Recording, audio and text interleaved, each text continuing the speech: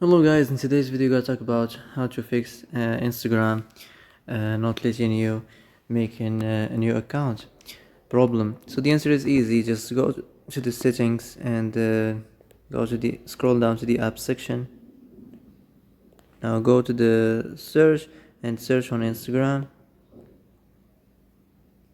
Now as you see, go to the storage and here you will find this clear cache option. Click on it and go check it if it worked. If it didn't, you can try to restart your phone, and if it didn't work again, you can try to clear data, but be careful.